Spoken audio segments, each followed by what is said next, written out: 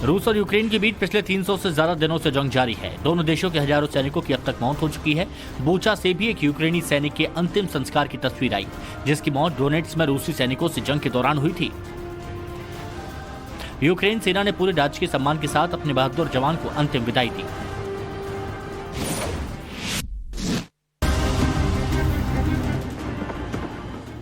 Ukraine भी रूस को मुंहतोड़ जवाब दे रहा है। इन तस्वीरों को देखिए। यूक्रेनी सैनिकों ने रूस के बख्तरबंद वाहनों को नेस्तनाबूद कर दिया।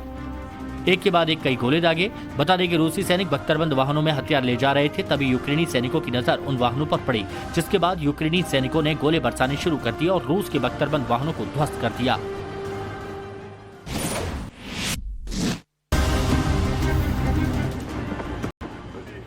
बख्तरबंद गाड़ी के बाद यूक्रेनी सैनिकों ने रूस के रॉकेट लॉन्चर को तबाह कर दिया। तस्वीरें आप देख सकते हैं। रूस का रॉकेट लॉन्चर जल रहा है। दोनों देशों के बीच महायुद्ध के 10 महीने बीत चुके हैं और इस युद्ध का अब तक कोई अंत नजर नहीं आ रहा। एक दूसरे पर ताबड़तोड़ हमले किए जा रहे हैं और यूक्रेन डटकर रूस का सामना कर रहा है।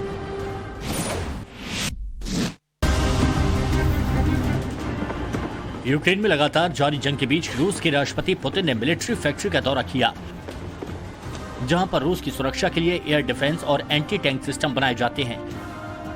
इसके साथ ही उन्होंने ये भी जाना कि आखिर ये सभी हथियार काम कैसे करते हैं। इस दौरान पुतिन ने सेना को सभी जरूरी हथियार और गोला बारूद की भरपूर आपूर्ति करने को कहा।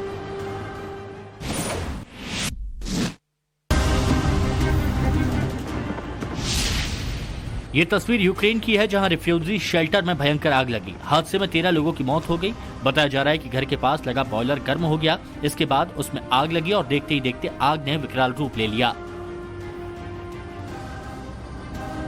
कड़ी मशक्कत के बाद आग पर काबू तो पा लिया गया, लेकिन 13 लोगों की मौत हो चुकी थी।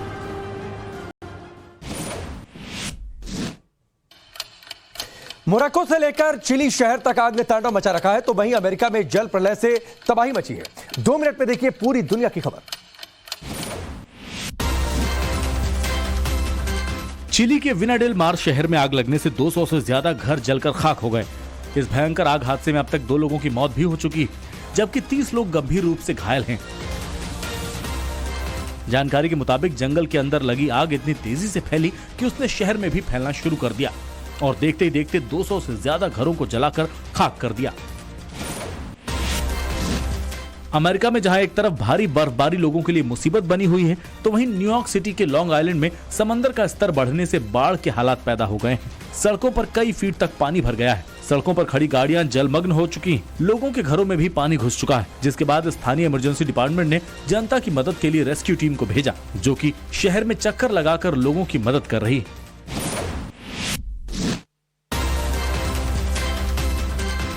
रोमानिया की राजधानी बुकारेस्ट में 47 यूनानी यात्रियों को लेकर जा रही बस हादसे का शिकार हो गई। दरअसल सड़कों पर हाइट रेस्ट्रिक्शन बैरियर से हाई स्पीड बस की छत टकरा गई, जिसकी वजह से यह हादसा हो गया। हादसे में एक शख्स की मौत हो गई, जबकि 20 लोग गंभीर रूप से घायल बताए जा रहे हैं। मौके पर पहुंची रेस्क्यू टीम ने बस में फंसे यात्रियों का भी रेस्क्यू किया।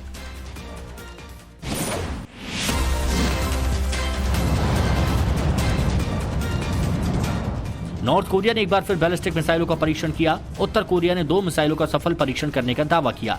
दक्षिण कोरिया के जॉइंट चीफ ऑफ स्टाफ ने कहा कि उनकी सेना ने प्योंगयांग के सुनान इलाके में पूर्वी सागर में लॉन्च की गई 2 छोटी दूरी की बैलिस्टिक मिसाइलों को देखा।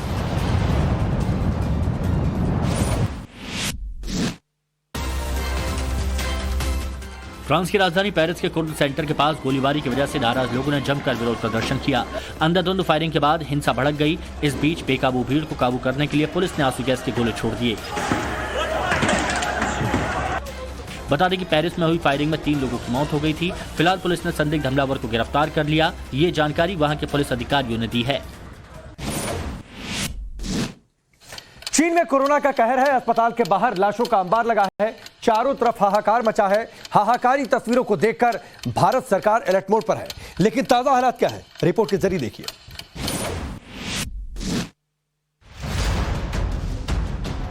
देश में कोरोना के केस लगातार बढ़ते जा रहे हैं। पिछले 24 घंटे में कोरोना के 201 नए केस, जिसमें 183 लोगों को डिस्चार्ज किया गया। तो वहीं एक्टिव मरीजों की बात करें, उनकी संख्या 3397 है। रिकवरी रेट 98.8% है और कुल वैक्सीनेशन की बात करें तो 220 करोड़ 4,04,995 लोगों को डोज दी जा चुकी है।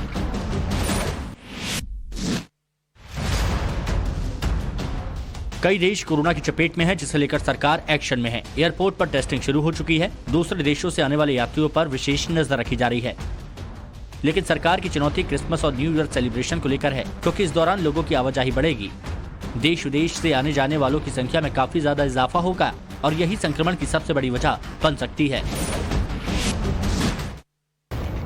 केंद्रीय स्वास्थ्य मंत्री मनसुख मांडविया ने बड़ा आदेश दिया है। उन्होंने T3 यानी टेस्ट, ट्रैक और ट्रीट की रणनीति अपनाने पर जोर दिया है। इसके साथ ही उन्होंने कहा, आज से एयरपोर्ट पर विदेश से आने वाले यात्रियों की रैंडम टेस्टिंग शुरू होगी और अब चीन, जापान, कोरिया, हांगकांग और थाईलैंड से आने वाले सभी फ्लाइट्स के यात्रियों का RT-PCR टेस्ट किया जाएगा। साथ ही थर्मल स्कैनिंग भी की जाएगी। चीन में कोरोना से मची तबाही के बाद भारत सरकार अलर्ट हो गई। राज्यों के मुख्यमंत्री भी कोरोना को लेकर बैक टू बैक बैठक कर रहे हैं। सीएम योगी ने टीम 11 के साथ बैठक की और जरूरी निर्देश दिए, तो वहीं मध्य प्रदेश के मुखिया शिवराज सिंह चौहान भी एक्शन में नजर आए। अधिकारियों से बात करते हुए कहा कि वायरस से घबराने की जरूरत नहीं, बल्कि सावधानी बरतने की जरूरत है।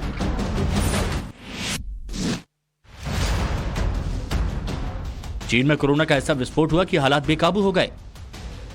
सोशल मीडिया पर ऐसी तस्वीर वायरल हो रही है जिन्हें देख रूह कांप जाए। तस्वीरों में देखा जा सकता है कि कैसे वार्ड मरीजों से भरे पड़े हैं। कहीं लाशों का अंबार लगा हुआ है। शमशान घाटों में अंतिम संस्कार के लिए इंतजार करना पड़ रहा है।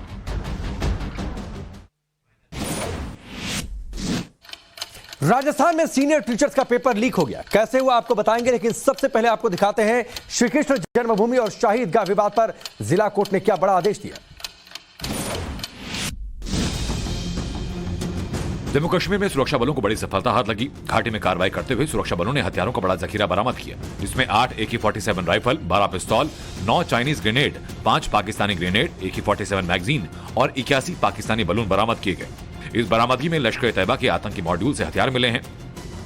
सुरक्षा बलों ने यह कार्रवाई बारामूला जिले के उरी सेक्टर में की है।